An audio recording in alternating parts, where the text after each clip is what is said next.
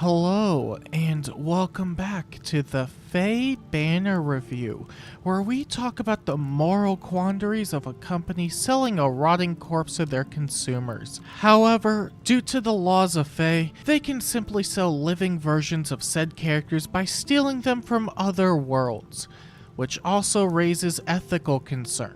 Today, we have a brand new Mythic banner featuring Hresfelger, who happens to be the character in question. And as per tradition, I will be using this coveted small line graph that may or may not be small at the end of the day to rank the brand new Mythic banner. Today's rankings will be based on how many combats this unit can take against Brave Felix before losing. However, if they happen to win said combat, then they will receive an additional 7 points. And if you blah blah blah blah blah blah blah blah, then make sure to subscribe to the channel so that I can continue making barely passable content for your enjoyment. I forgot I had to edit this part. Hresfelger is our latest and maybe not the greatest Mythic this time around. I say maybe because I haven't read what she did, so for all I know it could be amazing.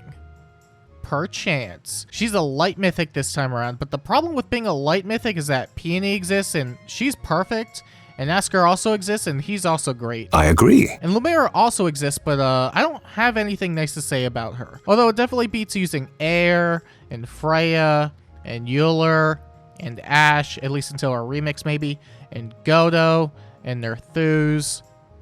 Perchance. Anyway, what does Hresfelger do? Let's see. She has a PRF weapon in Quieting Claw that has slaying, stats but on the foe, more stats but on the foe, true stats, more true stats, extra movement, damage reduction piercing, and inflicts exposure and null miracle on a map-wide basis. That sure is a lot, ain't it? Perchance. It very much feels like your standard 20-24 damage dealing unit that so happens to provide support. The additional support angle is kind of cool because at least it lets her do something on top of her combat, although I'm wondering how helpful exposure and null miracle will be in general. Maybe it's specifically for Marnie because she's about to be added to the Grail shop and she has built-in miracle.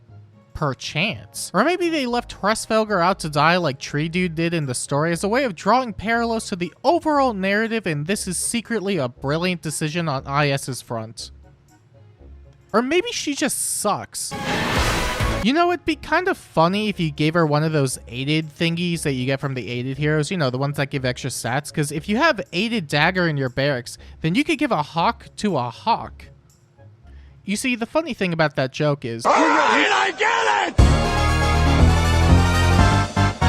I've used both of those jokes in previous videos. Tee-hee. But yeah, I don't really have anything else to add, so, did you know I dropped this really cool Aetherades video recently that you're seeing right now on your screen? You should totally watch it, but, after you finish this video, I'll probably pin it in the comments if I remember. I don't know if I will. We'll find out. There's also her PRFC and Divine Talon that grants stuff that I will read out after I properly digest it this time. And that's not entirely a bit, because I read it initially and I was like, damn, dude. And then when somebody pointed out something about the skill, I was like, damn, dude. Faye player not beating the reading comprehension allegations, am I right? Hee hee ha ha tee hee tee hee lima lima lima lima.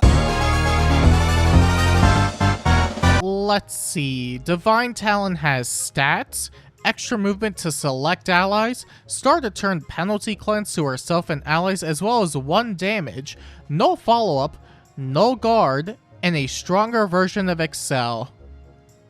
It has the same number of effects as her weapon. Bro, I can't with this shit. You may be reading this or listening to me talk about Divine Talon and going, hey, that's pretty good.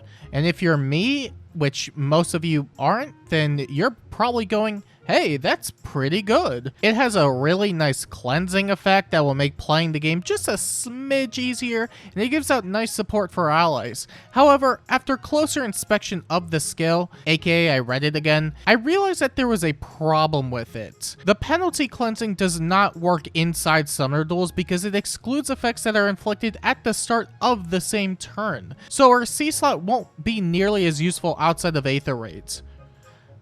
However, since nobody really plays Summoner Duels, and this is basically a moot point, so hey, that's pretty good. There's also her Inheritables that, to be honest, to be quite H, they're pretty cool. She comes with Nimble Beast, which is essentially Gust for Beast, which that's kinda neat. She also comes with Speed Defense Near Trace 4, which is always a nice thing to pass around to flyers and calves, and another brand new skill in her A slot in the form of Attack Speed Fortune. Attack Speed Fortune makes transforming a lot easier, even on an Aether Raid's defense setting. It grants 8 attack and speed, it has built-in lull speed defense, and it restores HP after combat. Honestly, it's pretty cool seeing more beast buffs, since usually being a beast is bad due to the skill limitations and effects that are locked behind transforming, which usually requires some kind of sacrifice. We've gotten a fair bit of these over the past few months, so keep at it, keep making them better. Or don't, because I don't really use beasts anyway, but that means I also don't have to summon. Also, maybe I'm stupid. Is it just me, or have we been getting a lot of new units with more than one new inheritable skill as of late? And this is excluding Arcanes and Attuned, because, I don't know, but Nimble Beast and Attack Speed Fortune on a new unit is kinda wild. Not like attack speed wild, but you know, the colloquial term for wild. Or maybe it's always been a thing, but it feels a lot more noticeable now at least. It stood out on Brave Alphonse when he got revealed. Legendary Male Lear had 2 as well.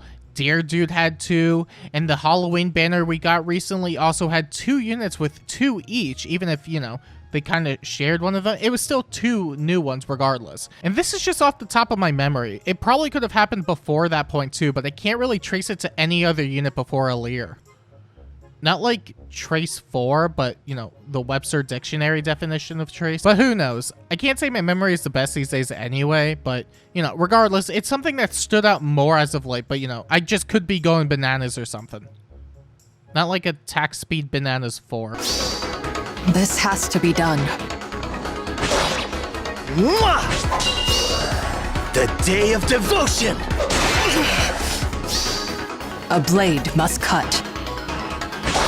Honestly, I'm not sure if she could take on Brave Felix. These trailers usually show the upcoming releases dunking on the previously just released units, like Legendary Male Shez defeating Deer Dude, or Haythorn defeating no one, cause, well, she sucks. Breastfelger is only shown defeating a Valentine's Ephraim, and the problem with that is he's over 8 months old, so by that point he's definitely outdated. Also, Ephraim was the weakest unit on that banner. Yes, I'm counting Devoted Basket. Devoted Basket was better than Ephraim. I don't care what you say about that. I think if this video showed her defeating a Valentine's Leon, then I definitely would have been a lot more impressed, because that's the former best unit in the game, and that would be with a weapon triangle disadvantage. Or maybe she can defeat a Brave Felix because she has a lot of true DR and is blue, which is really good against red.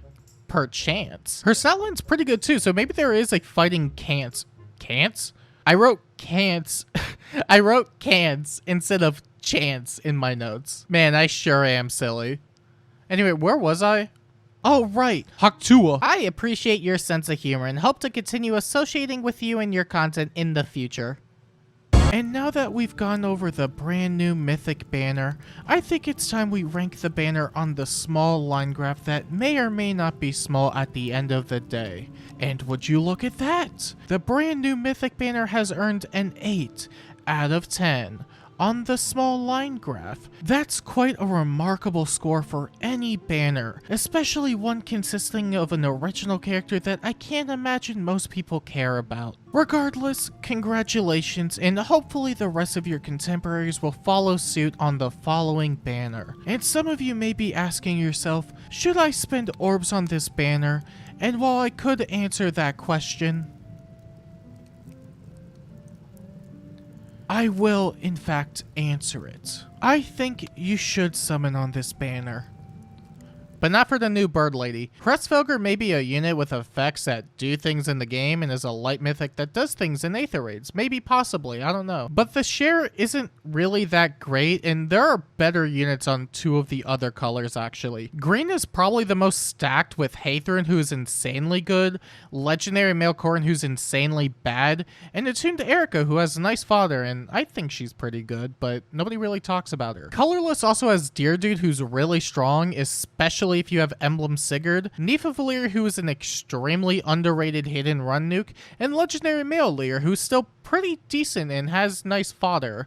There's also read that, bro, Embla? Ford? Edward? Okay, well, actually, that's a good unit. Bro, Embla? But yeah, if you want her, I'd probably wait to see when she's coming back and if it's on a better share. Otherwise, have fun with that inevitable +10 Veil.